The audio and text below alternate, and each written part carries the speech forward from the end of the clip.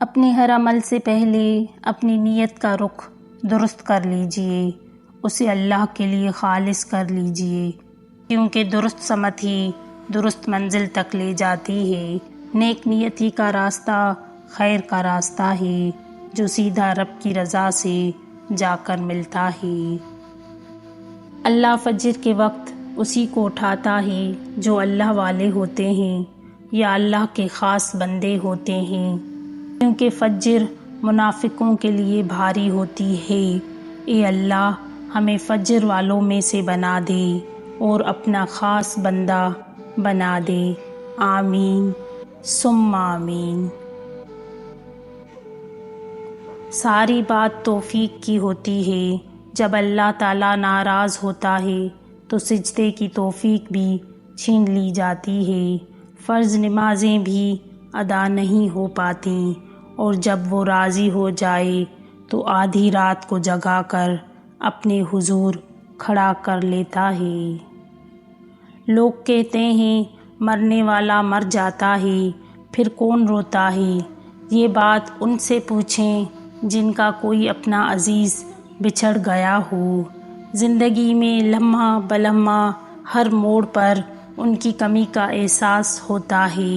یا اللہ، جن کے اپنے دنیا سے چلے گئے سب کی مغفرت فرما، وہ مومنین جنہیں ہم نہیں جانتے انہیں بھی بخش دے، آمین۔ جس خاتون نے بھی یہ تحریر لکھی ہے، کمال لکھا ہے۔ مجھے اچھا لگتا ہے مرد سے مقابلہ نہ کرنا اور اس سے ایک درجہ کمزور رہنا۔ مجھے اچھا لگتا ہے جب کہیں باہر جاتے ہوئے وہ مجھ سے کہتا ہے رکو، میں تمہیں لے جاتا ہوں، یا میں بھی تمہارے ساتھ چلتا ہوں۔ مجھے اچھا لگتا ہے جب وہ مجھ سے ایک قدم آگے چلتا ہے، غیر محفوظ اور خطرناک راستے پر، اس کے پیچھے پیچھے اس کے چھوڑے ہوئے قدموں کی نشان پر چلتے ہوئے۔ ہارون رشید نے بہلول سے پوچھا، چور کے بارے میں کیا حکم ہے؟ بہلول نے کہا، عالی جاں، اگر چور پیشہ ور ہو تو اس کا ہاتھ کاٹ دینا چاہیے، اور اگر چوری مجبور ہو کر کی ہو تو حاکم وقت کی گردن اڑا دینی چاہیے۔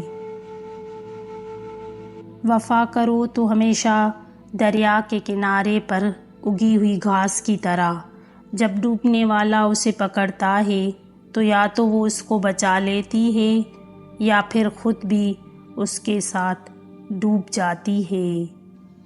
حضرت بایزید باستمی فرماتے ہیں، میں سمجھتا تھا کہ میں اللہ سے محبت کرتا ہوں، مگر جب حقیقت کا مجھ سے پردہ اٹھا تو معلوم ہوا پہلے مجھے اللہ نے چاہا، تب مجھے اللہ سے محبت کی توفیق ہوئی۔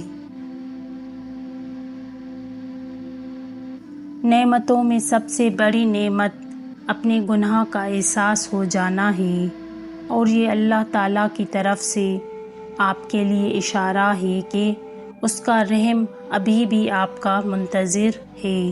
ایسی حالت میں آپ کو اللہ تعالیٰ کی طرف بھاگ کر نہیں، اڑ کر جانا چاہیے، اور جب راستہ اللہ دکھائے تو سب چھوڑ کر، سب بھول کر اس کے راستے پر چل دیتے ہیں، کیونکہ توبہ کی مہلت ہر ایک کو نہیں ملتی۔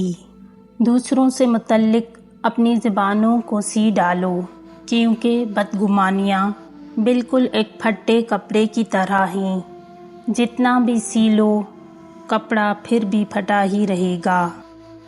یہ انسان بھی پینسل کی مانند ہے، حالات کی رگڑیں اسے تراش رہی ہیں تو اچھا اچھا لکھتا رہتا ہے، اور اسی طرح رگڑتے کھاتے یہ پینسل فنا ہو جاتی ہے۔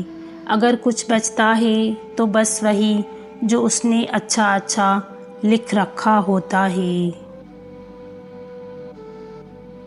جس نے تنہائی کی بہاؤں میں گزاری ہو حیات، تو اسے چھوڑ کے جانے سے ڈرتا کیا ہے؟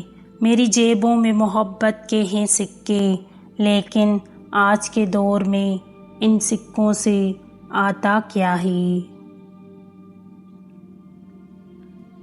قیمت پانی کی نہیں پیاس کی ہوتی ہے، قیمت موت کی نہیں سانس کی ہوتی ہے۔ دوست تو بہت ہوتے ہیں دنیا میں، مگر قیمت دوستی کی نہیں اعتبار کی ہوتی ہے۔ سب سے بڑا خسارہ تو یہ ہے کہ اس جنت میں ہماری جگہ نہ ہو جس کی وسعت زمین و آسمان سے بھی زیادہ ہے۔ ہر انسان کا اپنے اللہ سے تعلق مختلف قسم کا ہوتا ہے۔